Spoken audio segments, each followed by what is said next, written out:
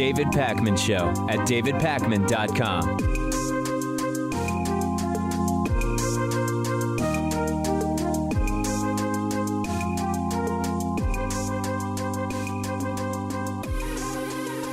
An absolutely stunning scheme has been uncovered to falsely accuse, wait for it, Special Prosecutor Robert Mueller of sexual assault in order to do what? Discredit the Trump-Russia investigations, maybe try to push the midterms towards Republicans, which now are just 6 days away.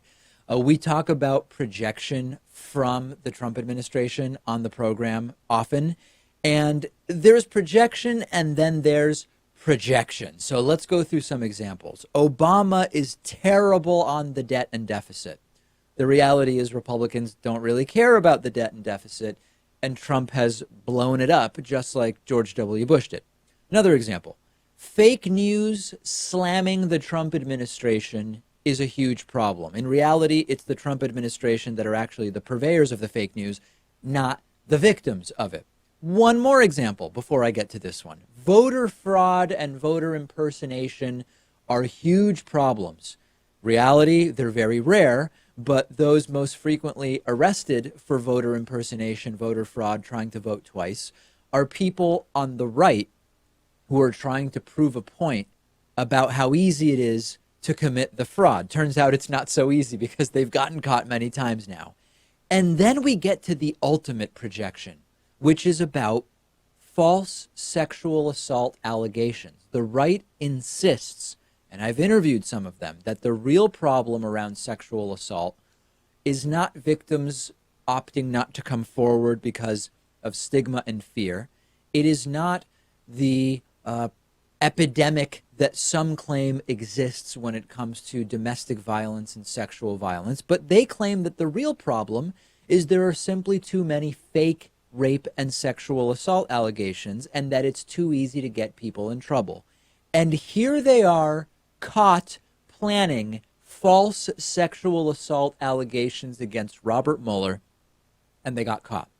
Originally, independent journalist Scott Stedman wrote in The Guardian that a smear campaign was imminent, and he tweeted about it yesterday, saying, "I wasn't going to report on this, but I think my fears are coming true. Based on information that I am privy to, I believe false accusations will be spread about Mueller in order to discredit him and possibly the journalists who are preparing this story." The Atlantic is reporting that a company run by a pro-Trump conspiracy theorist has been offering to pay women to make false sexual assault allegations against Robert Mueller. The Mueller team is aware of it. A spokesman for Mueller says that they've referred this scam to the FBI for further investigation. Several journalists were contacted by a woman claiming to be called Lorraine Parsons, as well as one named Jennifer Taub.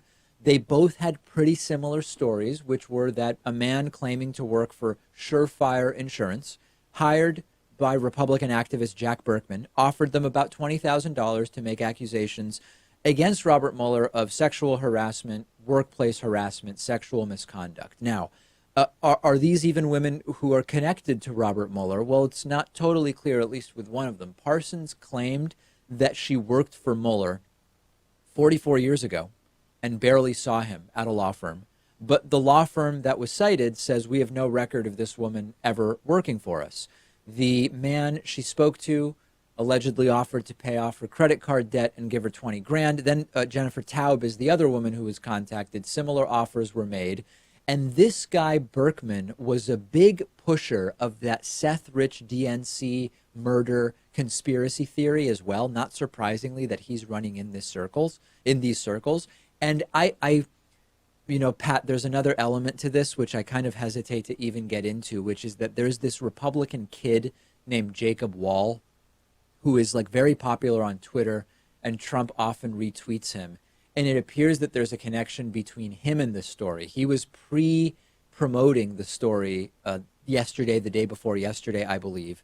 And it turns out that the registration of this company, Surefire Insurance, is connected to Jacob Wall's mom. And I don't even know if we should or need to get into that, but like this stinks at every level. Yeah, I'm not even familiar with this person, but it certainly does stink at every level. And I'm just thinking, even if these allegations were true and there were actual sexual assault allegations made against Mueller, that wouldn't end the investigation. Certainly, he would have to step down, I think, but someone would replace him. It's not like every allegation made against Trump and potential collusion between Trump and Russia would go out the window because Mueller went down over some reason like this.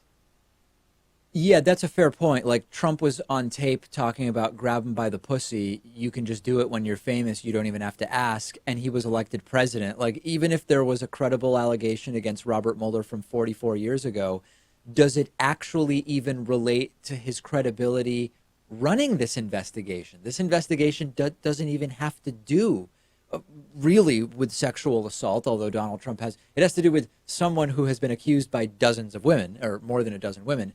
The bad news, though, is that there are people on the right who think that the story is Mueller has been accused of sexual assault, even though really the story is that people have been caught offering to pay money to women to make fake allegations against Robert Mueller. There are people, and I've seen some of the discussions online, who think that Mueller has actually been accused. And you've got the misreporting combined with the confusion, combined with the ignorance that is sort of the baseline of politics on the right in the United States right now, and you still end up with a story that's going to have to be discredited. And like with voter fraud, they are the source of the false rape allegations, and they got caught.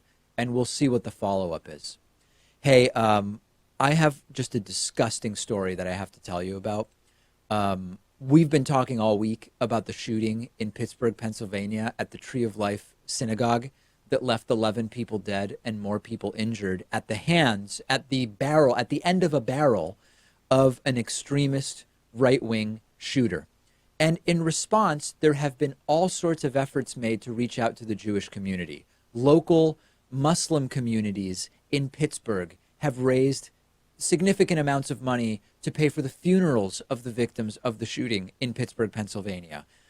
There's $1 million fundraiser, which yesterday was at $750,000 for the victims of the synagogue shooting. I don't know exactly where it is today. There have been vigils all over the country. I was just talking to some friends earlier today who attended one in Northampton, Massachusetts yesterday, starting downtown at the old home of the David Pakman Show and ending at the synagogue in Northampton, Massachusetts, and similar events all over the country. I received emails from many people who know that I am regularly targeted by anti-Semitic screeds and tirades and just messages of support. So Mike Pence, campaigning for Republicans, decided he was going to get in on the action after this shooting took place at a synagogue. And since it's the week before the midterm elections, he decided to invite one of the wackiest flavors of rabbis. And I hesitate to even really call the guy a rabbi. He's part of what's called, I call them Jews for Jesus. I think they're more properly known as Messianic Jews. And they are Jews who, unlike Jews, believe that Jesus is the Messiah. And we could talk a lot about Messianic Jews. I've even appeared on the programs. There's this guy called Michael Brown, who has a very homophobic right-wing radio show, who has interviewed me previously, and he claims to be Jewish and a Christian and a Jew for Jesus and whatever.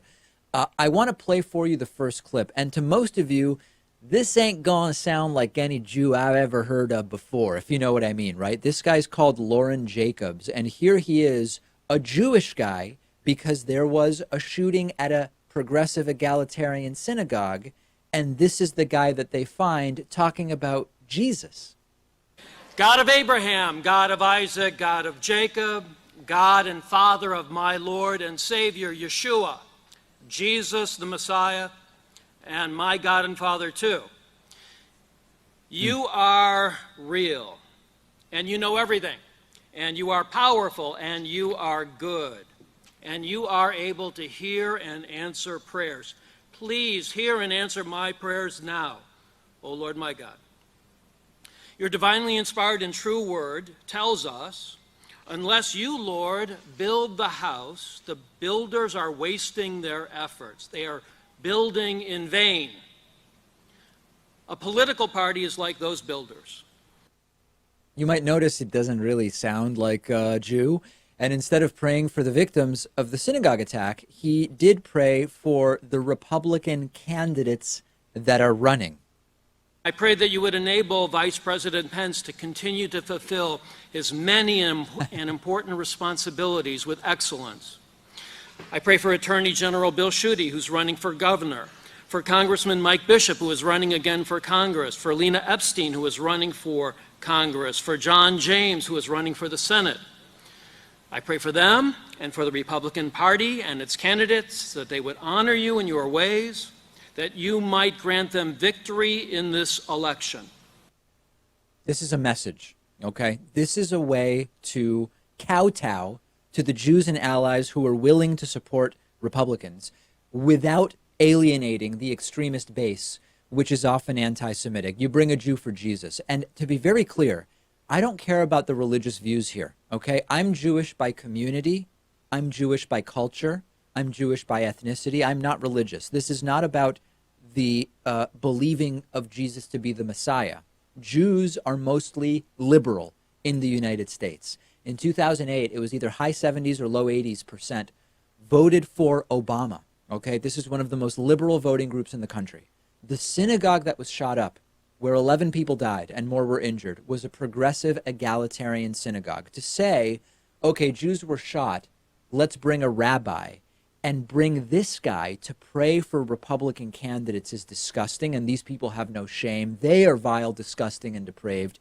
And this is, you know, Pat, how we've been talking about those signals. It's another wink, wink, nod, nod moment that, yeah, we're with the Jewish people because they got shot, but we're bringing a Republican Jew for Jesus who has almost no shared traits whatsoever with the majority of the Jewish community in the United States. And it is a pandering attempt, and it is absolutely vile. And as a non-Jew, Pat, do you get why it's so disgusting, or does it just seem like, Jew's a Jew? I don't know. Well, I wasn't familiar that there even are Jews for Jesus. I thought Jews for Jesus were just Christians, and that if you accept Jesus as the Messiah, then you're a Christian. So this is all very new to me, and it's astonishing how the Trump people were able to mess this up. It seems like a slam dunk. You just invite some run-of-the-mill rabbi, right? Someone who's going to give a speech that's apolitical and who in some ways matches with the ideology of the people at that synagogue who were shot up, and they managed to mess it up. It's ridiculous. Yeah, and I would actually argue that they may not even see it as messing it up. I mean, I think that they did it deliberately. And to make this even worse, the Messianic Jews are denouncing this particular guy. Apparently, Loren Jacobs was stripped of his ordination by the Messianic Jewish movement 5 years ago. They got a fake Jew. You can't write this stuff. And I haven't said that for a while. Send me your thoughts. I'm on Twitter at @dpakman. Been mixing it up a lot on Twitter lately. Not sure if you've noticed. Also, the program is on Twitter at David Pakman Show. Follow us. Quick break. Big show for you today.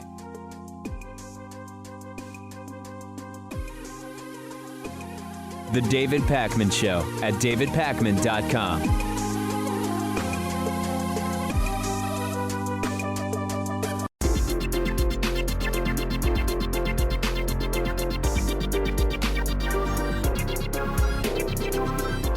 The David Pakman Show at davidpakman.com. Let me say a big and quick thank you to Kevin Griffin today, who's today's new member of the day. This is a program that doesn't just appear out of thin air. We are funded and supported by really great people who choose to sign up for membership, like Kevin Griffin. And one of those folks who's been with us for more than 5 years, since 2013, is Liz Tomeo, today's sustaining long-term member of the day. Join them at www.joinpakman.com. And also, please, if you have 2 minutes to take a survey for us, we are doing a survey to continue our outreach and improve the program and improve advertising opportunities. So please go to davidpakman.com/survey. This will take you 2 minutes, and it'll really provide us some valuable information about our audience. I would really appreciate it if you did that. It would be a big, big help to the program. It is time for Hatriot Mail, and much like what's going on in politics in general, Hatriot Mail continues to get more extreme and concerning. If you've never heard of Hatriot Mail before, this is what we mean when we say Hatriot Mail. Because we cling to our guns and our God. but somehow totally cool with a billionaire who wants to assault our wife. Hatriot Mail. Written by patriots who hate David Pakman. Because America. And because freedom. Today's Hatriot Mail is horrifying. I don't know what else to tell you. Let's take a listen to it and see if we can make heads or tails out of it. I used to be left until I caught on to bullshit like yours. I've thankfully only seen one video of yours. Do you make us out to be idiots? You are what leads to hashtag fake news. You are joining into an echoed chamber of leftist bullshit. You come like of as complete idiot. That last line aside, this is actually a really serious problem. The problem of projection from the right exists on many issues, as I talked about at the top of the show today. But on fake news in particular, it is a massive problem because the right has very successfully, the things I give Trump credit for are successful propaganda initiatives. And one of the most successful ones has been the use of fake news as a way to brand adversarial and investigative news outlets. And those most loudly shouting about fake news are actually the primary purveyors of that fake news. So this is a really serious problem, and it has worked. If you want to anger the Hatriots or to tell them you're not going to be pushed around by them, use the coupon code Hatriot40 when you sign up for a membership at www.joinpakman.com. You save 40%. And 236 Hatriots cry every single time you do it. And while you're on our website, go to davidpakman.com/survey. Take a 2-minute survey that will be really useful to us in improving the show and attracting advertisers that are a good match for our audience. There's an interesting follow-up I want to do about Kanye West, the rapper and hip-hop artist. I don't really do much celebrity culture stuff on the show. I don't really care about Kanye West's opinions about issues in principle.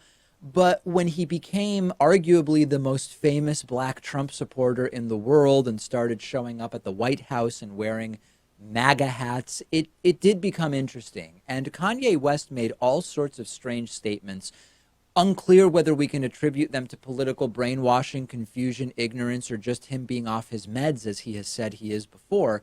This included saying slavery was a choice. He had this very strange demeanor, as much indicative of, as I said, of mental illness as political ignorance when he showed up at the Oval Office with Donald Trump for that now infamous bizarre meeting. And he has been responsible for promoting supposed former liberal and current fellow black conservative Candace Owens, who is one of the most toxic liars in the political landscape right now.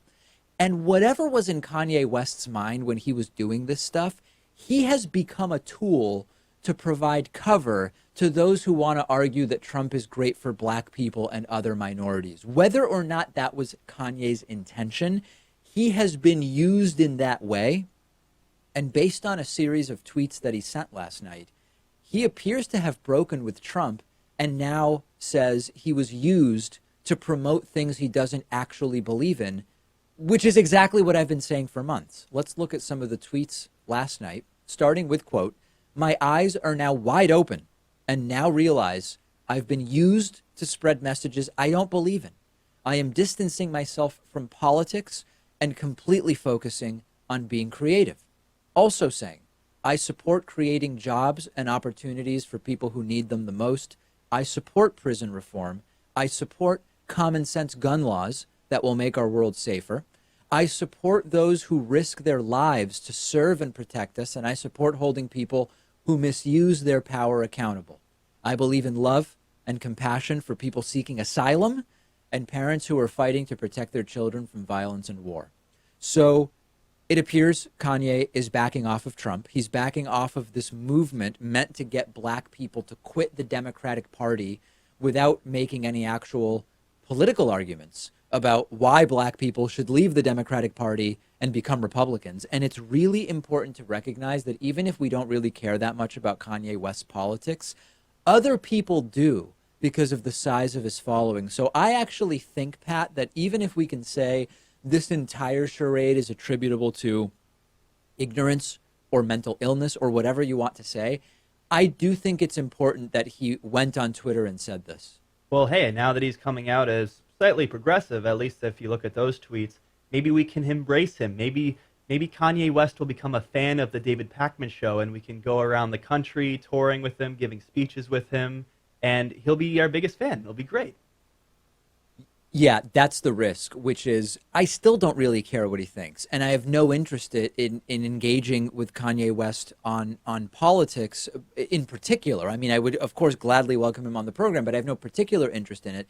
But it does matter because people are influenced by what he says. And also importantly, and I'm really glad he did this, he specifically clarified that he has nothing to do with this movement called the Blexit, black exit from the Democratic Party that Candace Owens is involved in. He tweeted about that as well, saying, I introduced Candace to the person who made the logo, and they didn't want their name on it, so she used mine. I never wanted any association with Blexit. I have nothing to do with it. You have to know what he's referring to even understand the tweet. But that's what he's talking about, this Candace Owens movement about black people leaving the Democratic Party. So question one, is this national nightmare of Kanye and Trump coming to an end? I hope that it is. The reality more than anything, Pat, is I see a guy who's not well mentally. I think the best thing he can do is to just take a break, period, not just from politics. And it's important that when I say that, you understand I'm not excusing Kanye's decision as an adult to get involved with Trump, but he was displaying signs of mania during that Oval Office visit and in other videos. He doesn't seem to be doing well, but nobody forced him to meet with Trump. We should understand and empathize with people who are struggling, but the decision to meet with Trump and to go to the Oval Office was his decision. Yeah, he's certainly a very outspoken individual, but you can channel that put it into something else aside from politics, at least for the meantime. I always find it very strange when someone is initially a liberal and then the next year they're a conservative and then they go back to being a liberal. I think it, ruins their credibility, at least to me, but other people are ready to grab onto that and, as I said before, take him around the country and use him as their champion. Yeah, and the political awakening thing that you mentioned, we've talked about that before, and this isn't about Kanye specifically. It's not about anybody specifically. I don't know many people that end up having significant political awakenings where their politics drastically change as adults. I'm not saying it doesn't happen. It's a country of 340 million people. Of course that happens. But when someone claims that their politics have changed so drastically, and Candace Owens, I don't know how old she is. She must be around 30. And so she was, I guess, in her mid to late 20s when she had her awakening. I think it's important to look really closely at that because it's not the most common thing. Now, the right is I was looking online this morning. The right is already attacking Kanye, saying he's back on the plantation, which is how they like to say that black people are slaves to the Democratic Party. It's already happening, and there's no surprise there. But big picture, this is good. Bigger picture, I still don't care what Kanye really has to say about this stuff.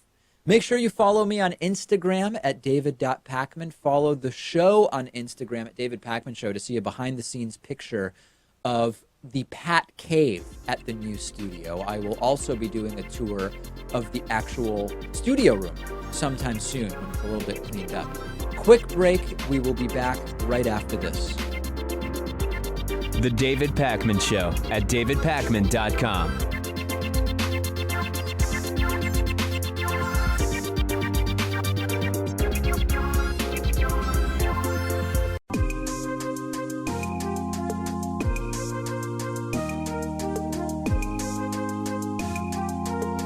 Welcome back to the David Pakman Show.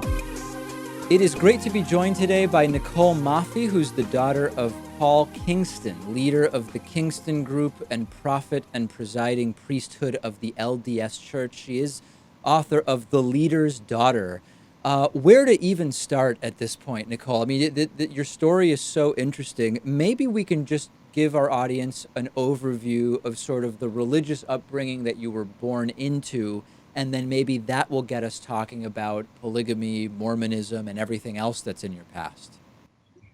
All right. Ready when you are. Yeah, no, go ahead. So I mean, what religion were you born into? I was born into so there's the mainstream Mormonism, and then there's the breakoff of the fundamentalist Mormonism, and I'm from the breakoff where they live polygamy, they live consecration, and they live the original Mormon doctrine, whereas the mainstream has let some of those original principles go a little bit. Do you know at what point there was this kind of separation where what we would consider kind of like the modern Mormon church stopped adhering to some of those original principles? Yeah, in 1890, then Utah was trying to become a state, and the problem that they were running into is the government didn't like polygamy, and so they had to sign the 1890 manifesto that stopped all polygamous marriages. It didn't disavow the ones that were already in practice, but it did prevent new ones from happening. And then in the 1900s, then that's when they said no more polygamous marriages, and they stopped everything. And what was sort of the dynamic of your father's role within the Mormon church, but also this sort of offshoot? So my father was never actually in the mainstream Mormon church. His grandfather started my group in 1935, and my father was born into it. And what were some of the characteristics of that subgroup? So that subgroup lives consecration, where they believe everything is turned into the church, and the church decides how everything is used, all the resources and everything. In fact, it's a lot like communism. And then they also live polygamy, which is more than one wife. So in thinking about your childhood, you were born into this. Well, I guess, first of all, what percentage of the... let me even back up. How big is this subgroup, and what percentage of that group is living the polygamous lifestyle? There's about 5,000 people, and I would say 90% of them are living polygamy. And when you talk about living polygamy, we're talking about how many wives in general? My dad had 27. Now that's a lot for one man, even in my own group. In fact, the next one I know of is his brother, who had 15. Most of them have 3 or 4 or 5. The leaders all tend to have more wives, but most of the followers have 2 or 3. And when you were growing up, I mean, at what age did you realize that most of the world in the United States is not polygamous? I was actually... So my dad had me in a public school for kindergarten and first grade, and then he pulled us out and put us into his own school. And then at that point, we weren't allowed to socialize with anybody outside of our community. And so it wasn't until I was in my teens, 14, 15 years old, and I had graduated high school and I had gone to college, that I realized that this wasn't normal. And when you were growing up, did you literally believe other than the lifestyle stuff, were you sort of like a literal believer in the doctrine and teachings of Mormonism that were part of your upbringing? Actually, I believed in all of it. When I was younger, in fact, when I was 12 years old, I planned on being a second, third, or fourth wife. I believed in all of it until I got much older and started seeing differences in the outside opinions and the order opinions. The order is the name of the group I come from. And I just started seeing all the differences, and I realized how wrong the polygamy part was. That's interesting. So it was the polygamy part specifically that was like the first thing that struck you as something is not right here.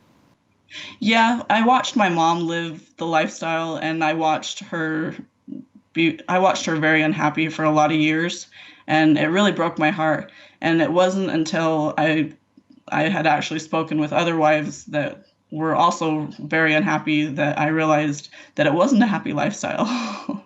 Can you talk a little bit about, you said you were on your way or thought you would become a second, third, or fourth wife. What's the significance within the group of being a first wife versus like a subsequent wife? The first wife is usually the prettiest, the one that is capable of running the family, I guess, or the one that is going to run away if she doesn't get to be first wife. And were you starting to be sort of groomed in this direction when you were, I don't know, a kid, a teenager? Like, what starts to be the preparation for being part of that? I feel like you're kind of groomed from birth. You're taught in your prayers. And I mean, at 2, 3 years old, you're taught to say your prayers and find the person that God wants you to marry. And then it goes up. You have marriage classes starting from age 12. You're groomed pretty much from birth to be the spiritual wife that they want you to be. And are there people that resist, or is it basically total cultish groupthink and the sort of resistors are pretty few and far between? The resistors are pretty few and far between. In fact, I'm only the 5th of my father's 200 plus children that have left. He's had a couple leave since me, but the majority of them stay and believe in the community. And when you have 200 kids, do you even know all of them? Do you remember the names of all of them? Like, what are the logistics of that? I don't think he does. I would say that he does not remember all the names.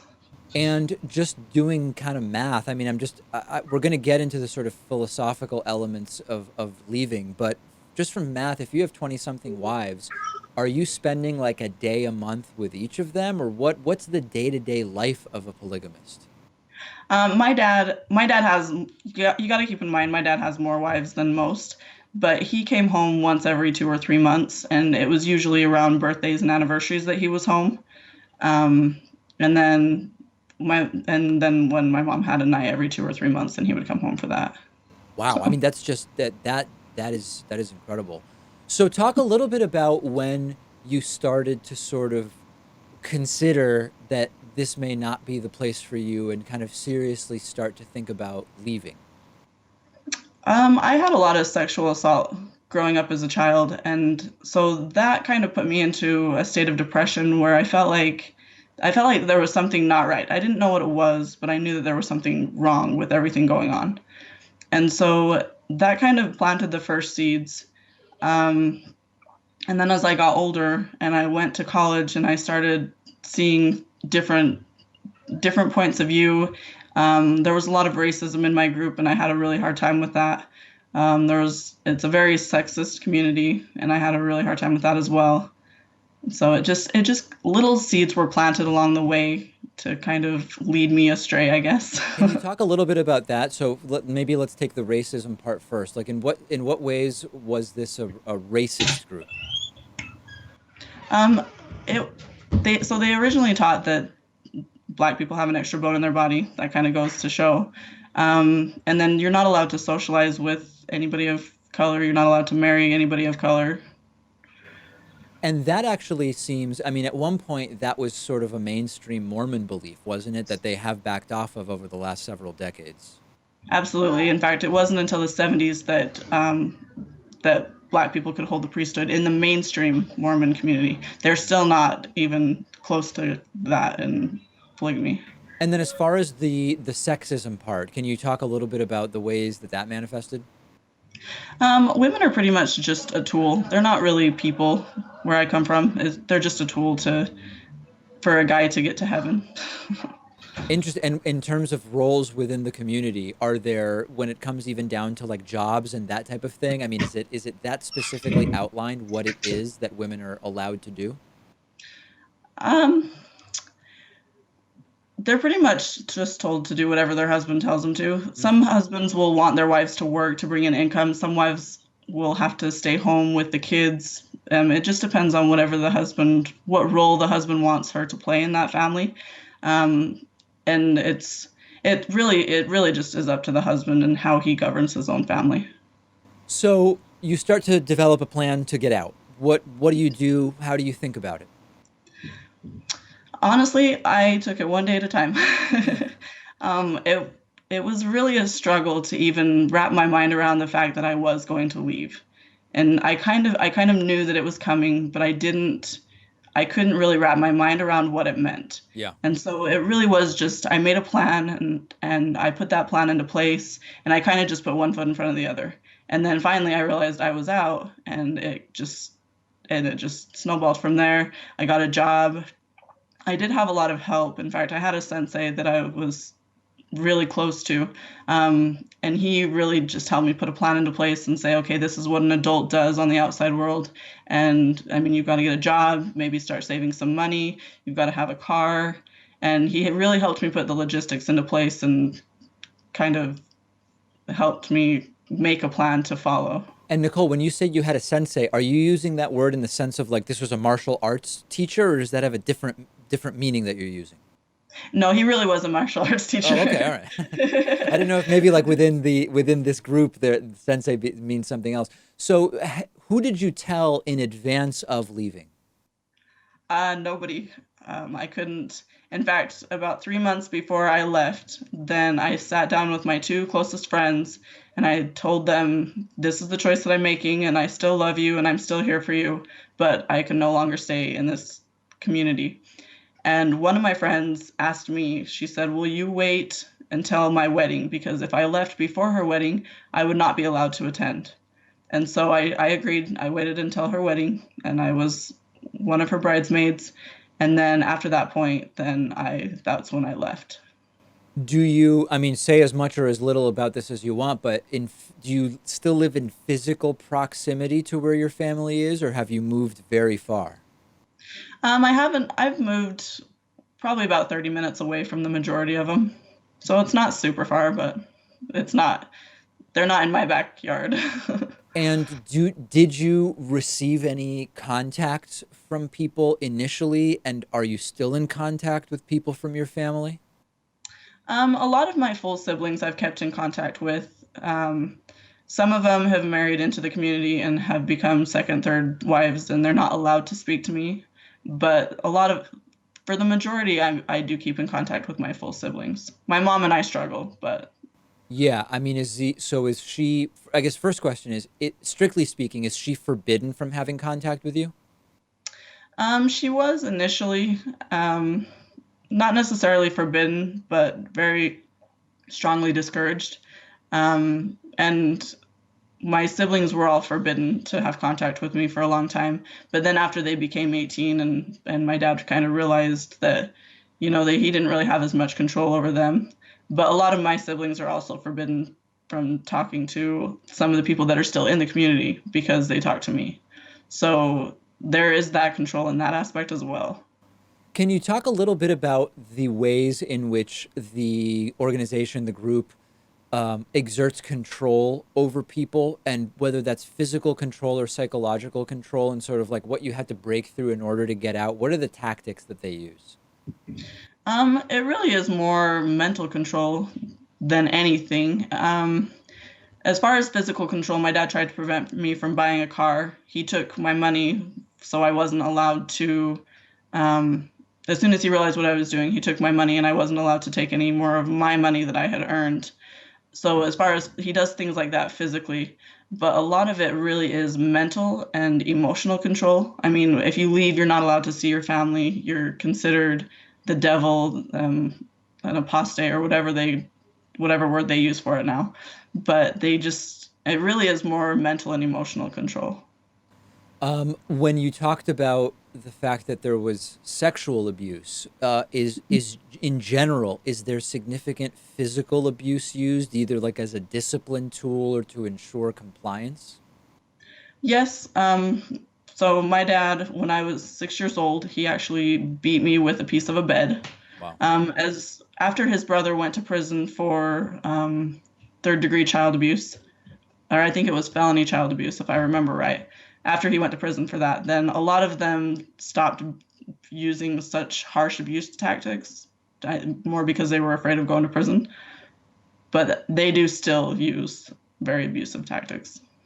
The last thing I want to ask you about in the limited time we have is, in the United States, polygamy, strictly speaking, is against the law. So can you talk a little bit about how that is circumvented and sort of how they have this de facto polygamy, even though it is against the law? The way that they get around it is he doesn't actually marry the subsequent wives. He'll get a marriage certificate for the first one, and then the second and third and fourth, it's just a spiritual ceremony. So technically, there's really no way to prove that they're living polygamy because there's no paper trail. Got it. Pretty straightforward, in fact. Yeah. The book is incredible. We've been speaking with Nicole Mafi, who's the author of The Leader's Daughter. She is the daughter of Paul Kingston, leader of the Kingston Group and prophet and presiding priesthood of the LDS Church. Nicole, thank you so much for talking to me today. Thank you so much for having me. It's been a pleasure. The David Pakman Show at davidpakman.com.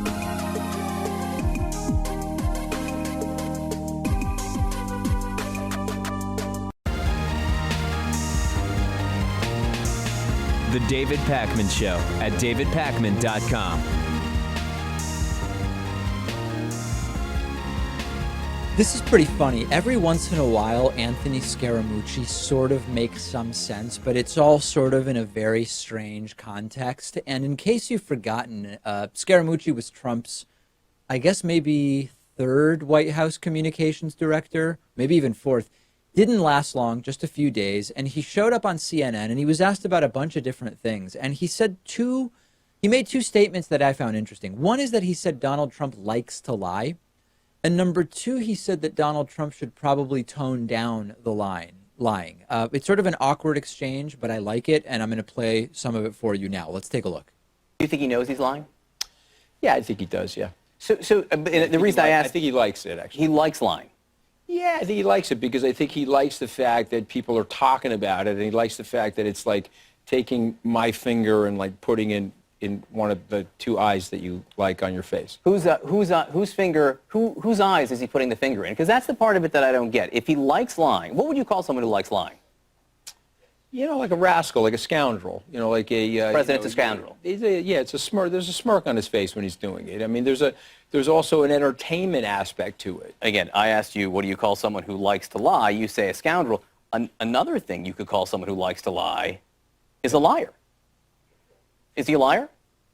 Okay, well, we both know that he's telling lies. Okay, so if you want me to say he's a liar, I'm happy to say he's a liar. But I'm telling you that those people that I wrote about in that book and the research that I did on it, on the levels of the weighted average of what they really care about, they care way less about that, John, and they care way more about, okay, we finally have a president that's my advocate. And so all of that other nonsense that he does, that existential nonsense, is less important to them. That may be. I just don't like, and I think you and I agree on, I don't like when people say, oh, because someone didn't go to college, they don't care about lying. Because I know for a fact that people do care about lying. Your book, The Blue Collar President, I know you explain yourself. Okay, good. Let me rephrase it because I think it's super important for everybody to understand. Nobody should lie. I'm not a big believer in lying, but politicians happen to lie. You want to say that to the camera, to the president? Nobody should lie. Mr. President? But, you know, you're a politician now, so politicians lie when their lips are moving, and so all these people lie. But you should probably dial down the line. So there's a bunch of interesting stuff here, actually. It's not just like another weird Scaramucci moment to write off. Number one, Scaramucci says they don't really care about Trump's lying, that Trump's base doesn't really care about Trump's lying. That's probably true, and what you have to remember is that Scaramucci is also a huge, huge liar. So it's interesting to hear his perspective on Trump's lying. I believe that Trump's lying is much more complicated than Scaramucci just saying you probably shouldn't lie anymore, because Trump's lying seems to be both pathological in nature, but also Trump actually seems to believe the lies once he tells them enough times. We've gotten reports, like, for example, with the 3 to 5 million illegals who supposedly voted for Hillary Clinton. We have a number of reports from inside the administration that say Trump talks about that privately, or at least as recently as a few months ago, Trump would continue talking with people about that privately. So it does appear that he starts to actually believe the lies, number one. Number two, there's been no downside to Trump lying. He gets fact-checked, and then they call the fact-checkers fake news, or at least his base does. When his base can't deny that he tells any lies, they basically do what Scaramucci did here, which is to say, listen, politicians all lie, but Trump is doing the right thing, so who really cares about the lies in the end? And that got me thinking about the interview. The more interesting conversation to have with Anthony Scaramucci would have been how the lies, even if the base doesn't care, even if politicians, quote, all lie, what about the impact that Trump's lies have on other world leaders? Because just insisting that Scaramucci called Trump a liar, which is what John Berman did there, it's entertaining, but it doesn't really get to the crux of the issue. And I saw a comment online saying, calling Trump a liar for 2 years hasn't dented his popularity, so what's really the point? I agree with that, but that's disturbing. The fact that people are bored of the president constantly telling demonstrable lies is not good for the country. It's not good for democracy. And it's this hyper-normalization where we are bored now with stories about Donald Trump telling demonstrable lies. Let's talk about the Proud Boys militia, which has been banned on Facebook, and right-wingers are furious. If you don't know what the hell I'm talking about, I envy you. The Proud Boys are this right-wing militia group that's led by right-winger Gavin McInnes, and they engaged in violence in New York City after a recent speech. McInnes regularly encourages violence on his program, and another story that we've been following have been the stories of bans of Alex Jones's InfoWars content on a bunch of different platforms. YouTube is an example, Twitter, Facebook, Spotify, others. Facebook has now confirmed to Business Insider that they are banning the Proud Boys and Gavin McInnes from Facebook and from Instagram. Facebook's explanation as to why is that they have clear rules about hate groups, that Proud Boys is a hate group, that McInnes encourages that hate as a leader of the group, and that's it. The Proud Boys are accused of attacking protesters on October 12th, of shouting homophobic slurs, of beating and kicking protesters. 5 of them have been arrested so far. And what's interesting about the Proud Boys, and horrible, is that their primary channel for recruitment is the internet. They are doing this with Facebook, and by banning them, Facebook is directly preventing the growth of a hate group. So let's talk through the arguments against this ban. First of all, the idea that this is new is wrong. Twitter banned the Proud Boys back in August. That was before they beat protesters in New York City, so fewer people knew about them. Secondly, that this is some kind of double standard, and people are already saying online, what about Antifa? Well, as soon as people associated with Antifa advocate for violence on Facebook or Instagram, or recruit people to commit violent acts on Facebook or Instagram, I will be the first one saying, ban them. If you're looking for people to defend violence on this program, whether it's from the left or the right, it's not going to be me. Maybe Pat will defend them, but not me. Antifa is simply not organized in the same way, though, where they are vetting and recruiting members in this way. And thirdly, Pat, there's the free speech argument. Conservatives have a very weak case here because Facebook is a private company. They have terms of service. Facebook determined that those terms of service have been violated. If you want to change the law to force Facebook to have to allow this, fight that battle. But nothing illegal is happening here whatsoever. And we actually have a piece coming up about that, Pat, a long-form piece about social media and censorship and free speech in terms of service. We're going to outline that entire debate.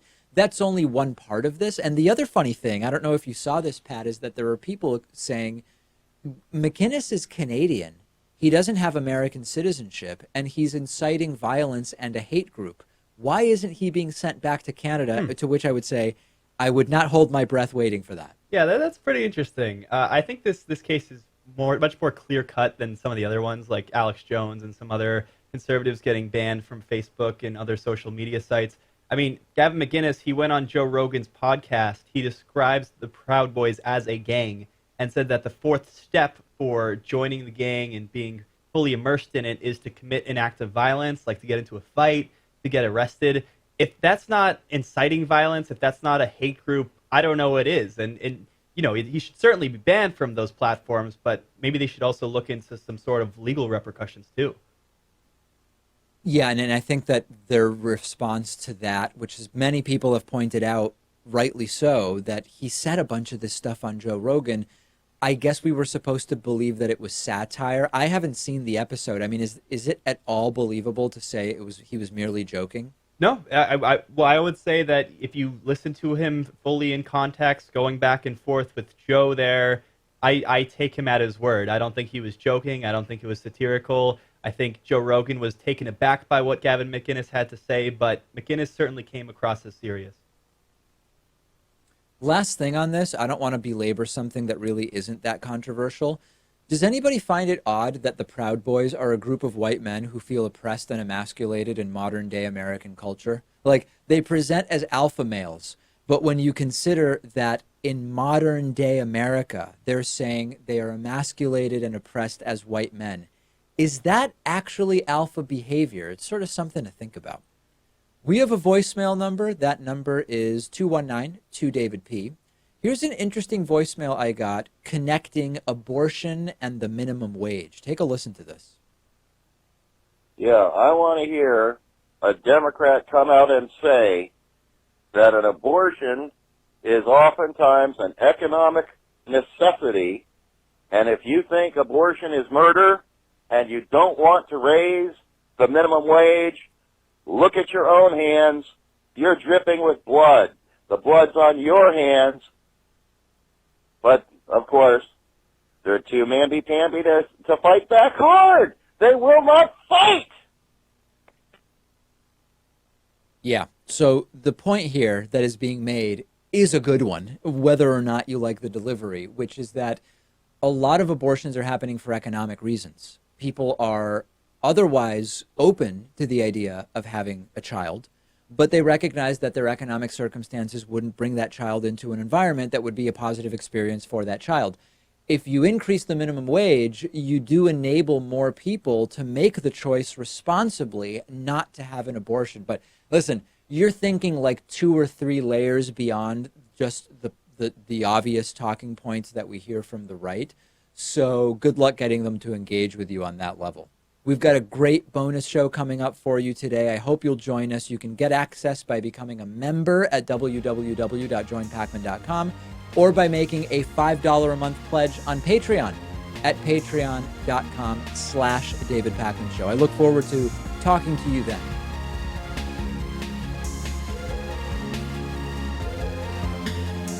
The David Pakman Show at davidpakman.com.